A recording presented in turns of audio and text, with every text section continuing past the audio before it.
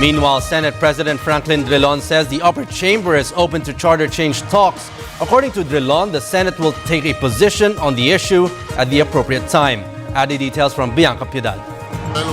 Senate President Franklin Drilon agrees that it is time to amend the Constitution, saying he's open to such move. The leader of the upper chamber has announced this after the talks on charter change surfaced once again. There were discussions in the first half of the year. We are open to it.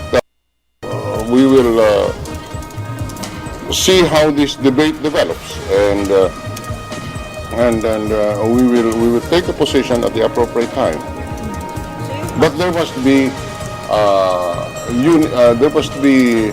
consensus among the political leaders, because this kind of political exercise must have the support of a unified political leadership.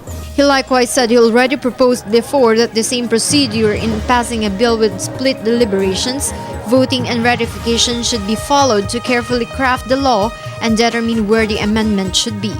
Be passed by a three-fourths majority of each house voting separately, and the amendment must be submitted for ratification before it becomes effective.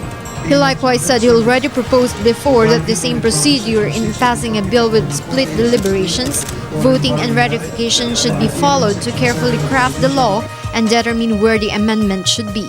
This is not an ordinary legislation which you can change often. And in fact, the proposed amendments, if I recall correctly, is to add the phrase in this economic, in these limitations, to add the phrase unless otherwise provided by law. So the Constitution in that amendment is not necessarily the amendment is not yet there. It is just to authorize Congress to propose amendments to the Constitution for the constitutional provisions, for the economic provisions, without necessarily touching on every word and phrase of the Constitution. Drilon reiterated, however, that only the economic provision should be modified for the Philippines to compete with its neighbor in the global economic arena. For People's Television, Bianca, Piedad.